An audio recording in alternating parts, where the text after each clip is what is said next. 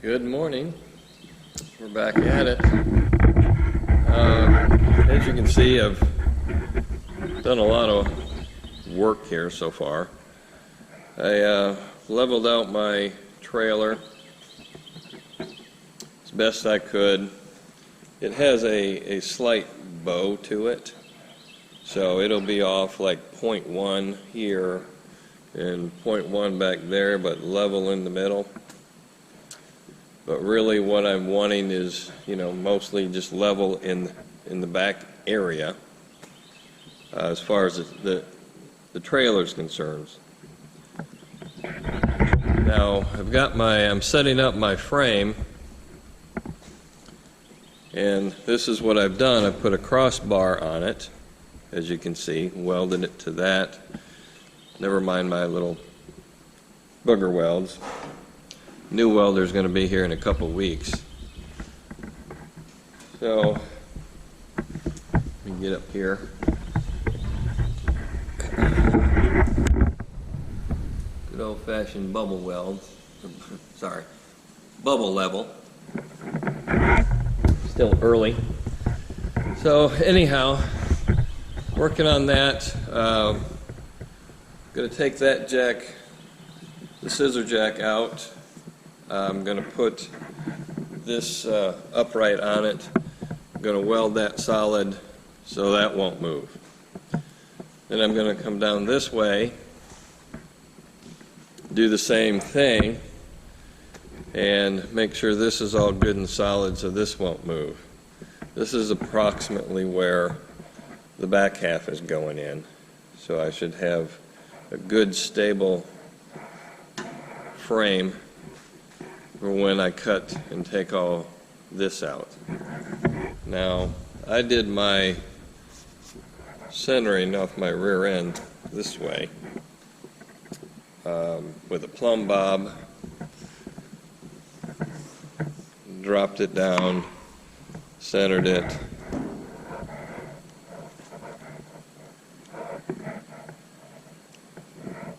like so. Now I also, since I've done that, watched a couple videos and learned a couple other different ways of centering it. So I double checked my measurements, and you take the size of your axle tube, and there's my plumb bob anyway, down there. Take your axle tube, mark that first line down there, then take your measurement from your axle tube, divide that by 2, and you will have your center line. So I double checked my measurements, and that's what that came out to. It came right to that point. So that was reassuring. So measure 500 times, cut once. You know the old philosophy. So I'm going to come back and get this leveled out, weld this in, take some videos of that for you. Oh, I got some new parts in too. I'm going to show you. Upper and lower control arms. Got new spindles for the front. That's another disc brake conversion. I actually converted this a long time ago to disc brake, but this spindle I think is off like a Oldsmobile Cutlass at the time. I could never get my camber quite right in caster and toe. For some reason it wasn't matching up well. So that's why I've decided to completely change that out again and go with the tubular control arms. Oh, look who's here, checking out the shop again. She likes to hang out till I make some kind of loud noise, and then she runs. All right, well, I'm going to get back at it, do some cutting, welding, and leveling. See you in a minute.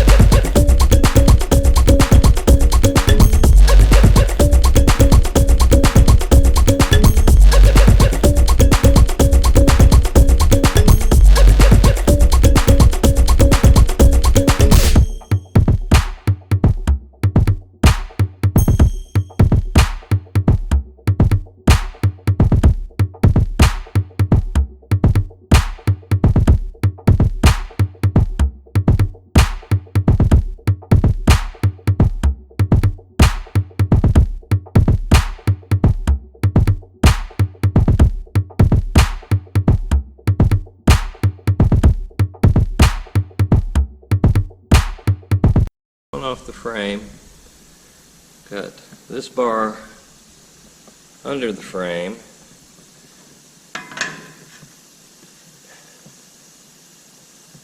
and we're a tad bit off. Nope. Didn't take much there. So I think we're good. Tack that up and lock it in.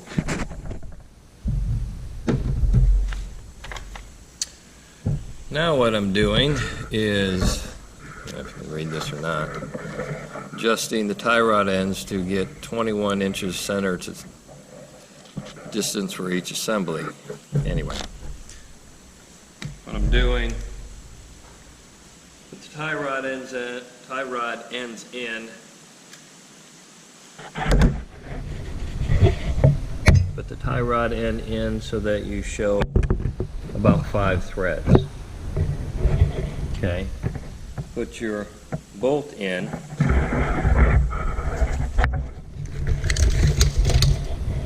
Measure from the outside of the bolt to the inside of that bolt should be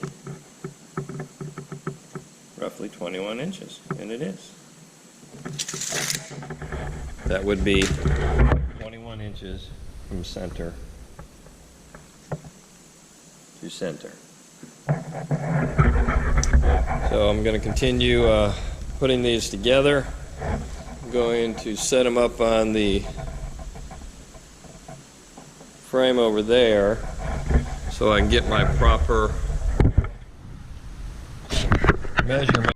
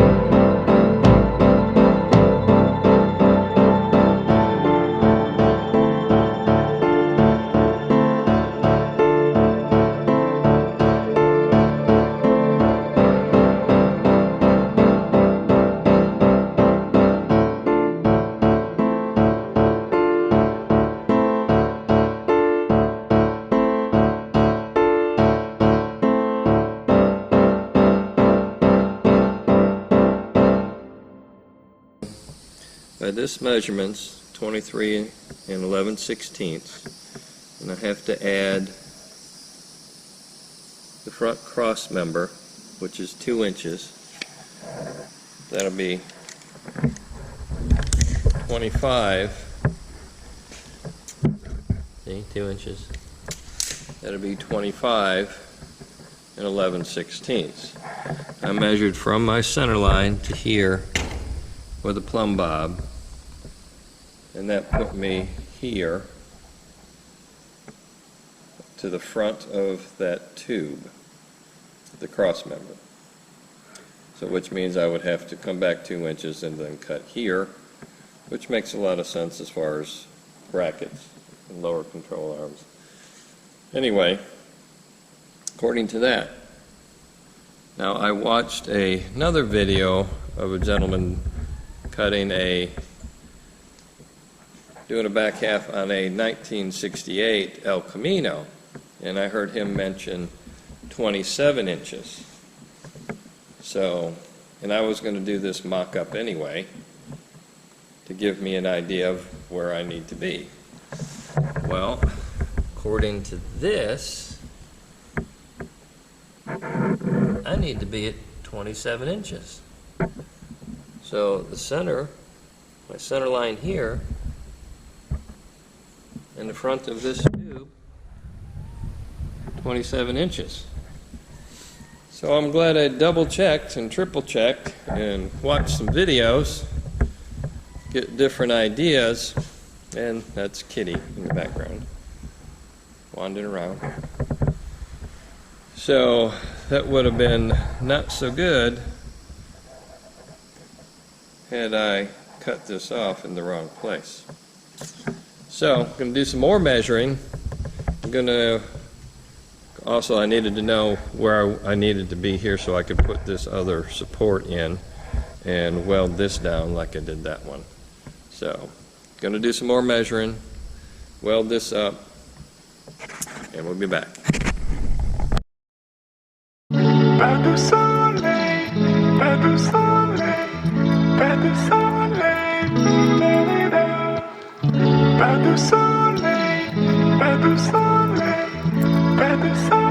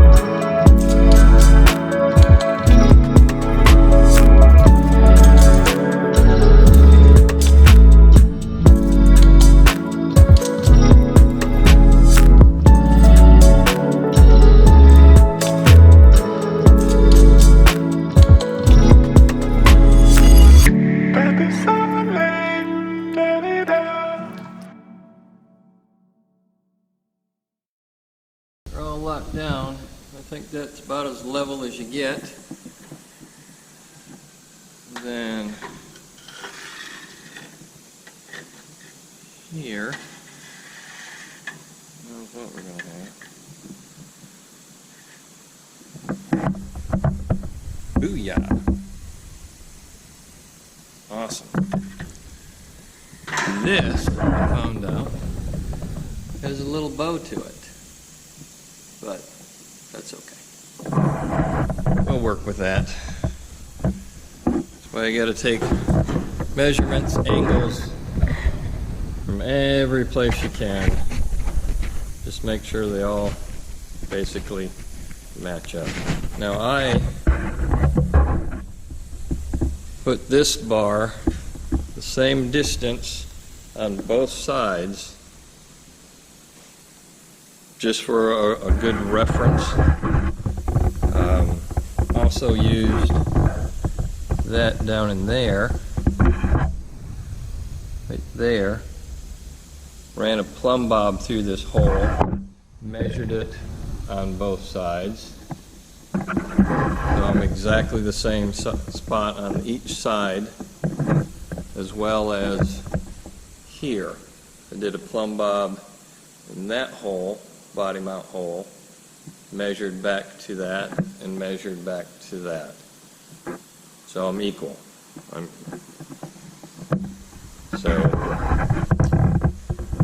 Be interesting to find out if I have a good cross measurement, but I'm not going to worry about that so much.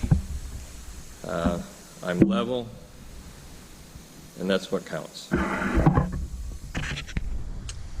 Okay, what I'm doing is I want to be able to attach this section of my original frame rail to the back half that I'm putting on, so I can locate this body mount and attach it to the car still. So, located the center of that body mount hole, dropped the plumb bob down, found this little piece of metal that has this little hole in there, so my plumb bob is the dead center of that, and put this on here because my frame extends over my trailer. And also what I will do is get my exact measurement from here to here and be able to locate that easily when it comes time.